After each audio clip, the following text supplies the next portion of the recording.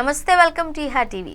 హైదరాబాద్ లో విస్మయానికి గురి చేసే దృశ్యం కనిపిస్తోంది. ఉద్యోగం కోసం నగరానికి వచ్చిన యువకులు ఫుడ్ డెలివరీ, రైడ్ పోలింగ్ సర్వీసుల్లో పనిచేస్తూ కనిపిస్తున్నారు. వారిని ఎవరిని కదిలించినా తాము బీటెక్, ఎంబీఏ డిగ్రీలు పూర్తి చేశామంటూ చెబుతున్నారు.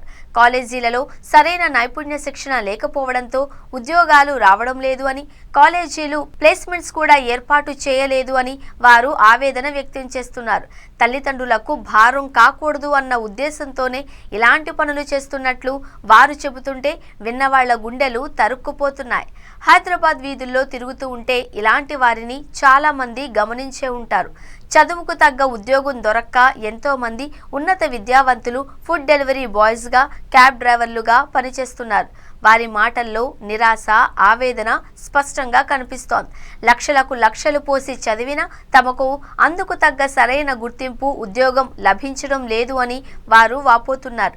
కాలేజీలలో కేవలం సిలబస్ను పూర్తి చేయడం మీదనే దృష్టి పెడుతున్నారు అని, పరిశ్రమకు అవసరమైన నైపుణ్యాలను నేర్పించడం లేదు అని వారు ఆరోపిస్తున్నారు. ప్లేస్మెంట్స్ విషయంలో కూడా కాలేజీలు సరైన శ్రద్ధ చూపడం లేదు అని చెబుతున్నారు. దీంతో చదువు పూర్తి చేసిన తర్వాత కూడా ఉద్యోగం కోసం వీధుల్లో తిరగాల్సిన పరిస్థితి ఏర్పడింది అని వారు బరువైన గుండెలతో చెబుతున్నారు. తల్లిదండ్రులు ఎన్నో ఆశలతో తమను చదివిస్తే వారికి భారం కాకూడదు అనే ఉద్దేశంతోనే ఇలాంటి పనులు చేస్తున్నాము అని ఆ యువకులు చెబుతున్నారు. తమకు మంచి ఉద్యోగం వస్తే ఈ కష్టాలన్నీ తీరిపోతాయి అని ఆశిస్తున్నారు. హైదరాబాద్లో ఉన్న ఈ నిరుద్యోగ సమస్య ప్రభుత్వాలు, విద్యా సంస్థలు దృష్టి సారించాల్సిన అవసరం ఉంది.